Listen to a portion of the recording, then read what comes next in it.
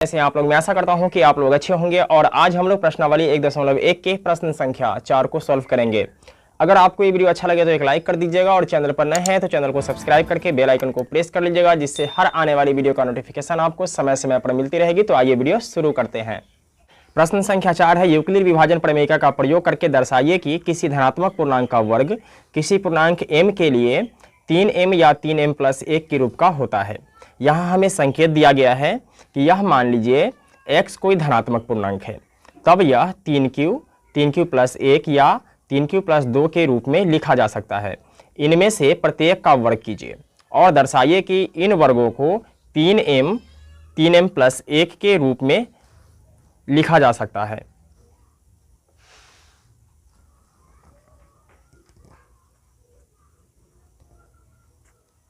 हल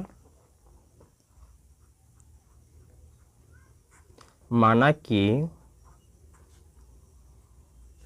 a कोई धनात्मक पूर्णांक है।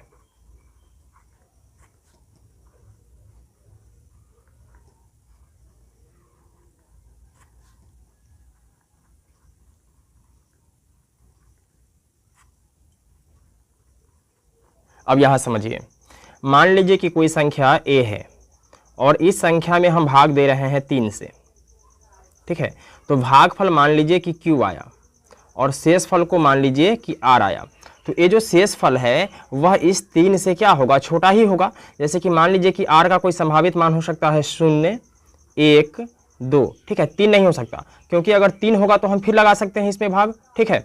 तो r का संभावित मान क्या हो जाएगा, 0, 1, 2, ठीक है। और यूक्लिड विभाजन प्रमेय से कहता है दर्शाने के लिए, तो यूक्लिड विभाजन प्रमेय क्या होता है, यूक्लिड विभाजन प्रमेय क्या होता है,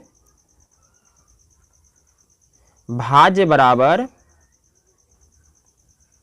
भाजक गुने भागफल प्लस शेष, ठीक है।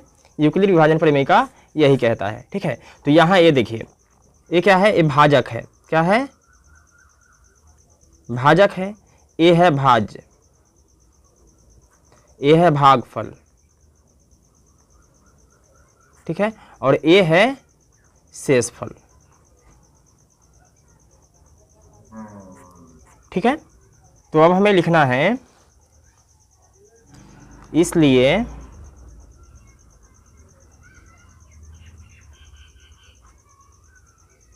यूक्लिड विभाजन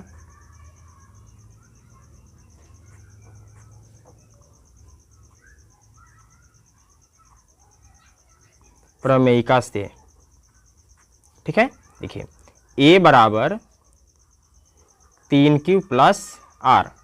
अब स्थिति फर्स्ट में लेकर चलना है इसको, ठीक है। देखिए स्थिति फर्स्ट में क्या हो जाएगा कि जब r बराबर 0 हो, क्या हो, जब r बराबर 0 हो, क्योंकि शेषफल क्या आया था, 0, 1, 2, ठीक है। तो हमको बारी बारी से इस तीनों पे रखना है। देखिए तो क्या हो जाएगा, a बराबर 3q + r है, ठीक है। तो a बराबर क्या हो जाएगा, 3q, और r के जगह पे हम क्या रखेंगे, 0 रखेंगे। फिर ये क्या होगा, a बराबर 3q, ठीक है। अब आपका सवाल कहता है कि वर्ग करने पर, ठीक है। तो क्या करेंगे कि दोनों पक्षों को वर्ग कर देंगे, ठीक है। यानी a का वर्ग करेंगे तो क्या हो जाएगा, a का मान तो a है तो इसका भी वर्ग हो जाएगा, ठीक है। मतलब a² बराबर क्या हो जाएगा, 3 तिया 9, ठीक है। और q है तो क्या हो जाएगा, q गुने q, यानी q का स्क्वायर, ठीक है। तो क्या हो जाएगा, q²। अब यहाँ क्या करना है, देखिए a² बराबर ये 9 है, इसको ऐसे लिखना है 3 गुने 3q², ठीक है। यानी 3 तिया 9 और q का स्क्वायर, जहाँ m बराबर 3q², ठीक है। यानी इस 3q² को हमने क्या मान लिया है, m मान लिया है, ठीक है। यानी एक पूर्णांक है।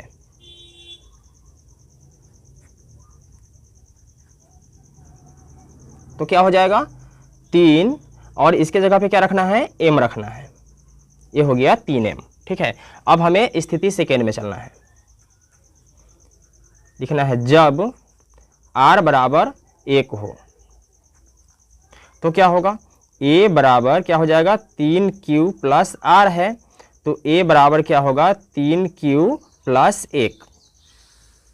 अब देखिए, अब दोनों पक्षों का अगर हम वर्क करते हैं, यानी 3q प्लस 1 का वर्क करते हैं, तो क्या हो जाएगा 3q प्लस 1 और 3q प्लस 1 का गुना हो जाएगा। ठीक है, क्योंकि वर्क का मतलब होता है कि उसी संख्या में उसी संख्या से गुना। तो क्या हो जाएगा 3 तिया 9, q में q से गुना करेंगे तो क्या हो जाएगा q स्क्वायर।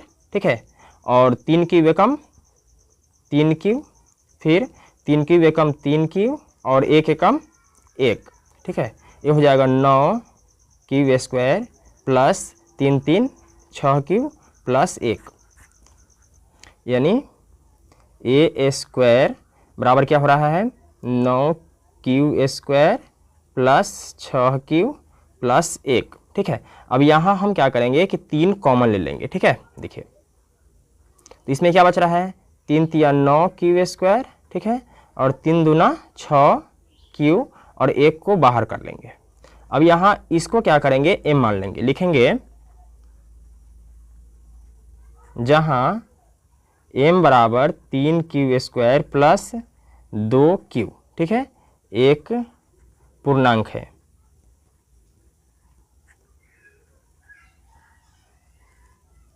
तो ये हो जाएगा 3।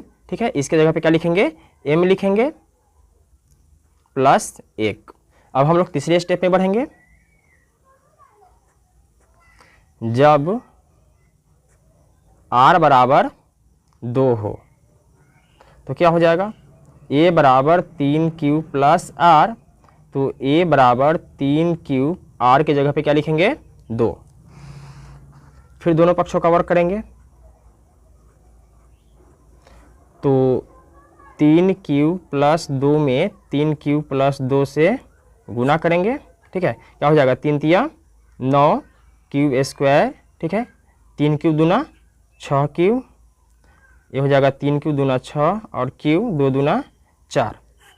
फाइनल हो जाएगा मेरे पास 9q स्क्वायर 6 6 12q प्लस 4।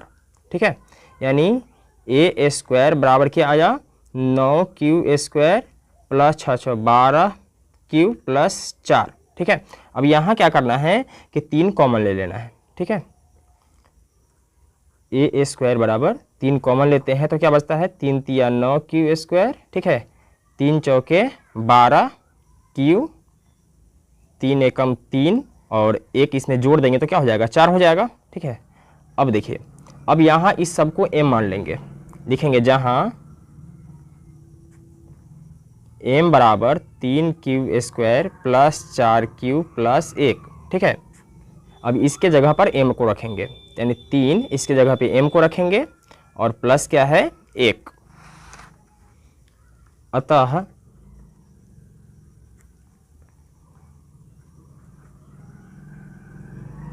किसी धनात्मक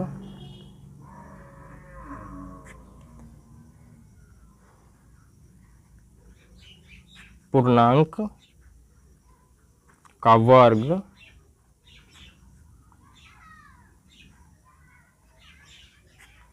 किसी पूर्णांक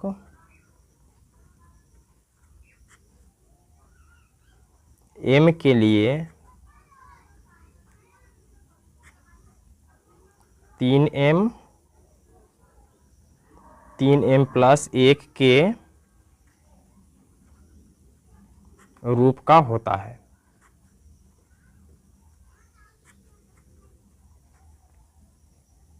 तो दोस्तों मैं उम्मीद करता हूं कि आपको ये वीडियो समझ में आ गया होगा। अगर आप लोगों ने इससे पहले का वीडियो नहीं देखा है तो वनलॉक स्टडी के प्लेलिस्ट में जाकर इससे पहले का सारा वीडियो देख सकते हैं। फिर मिलते हैं एक और वीडियो में, तब तक के लिए जय हिंद।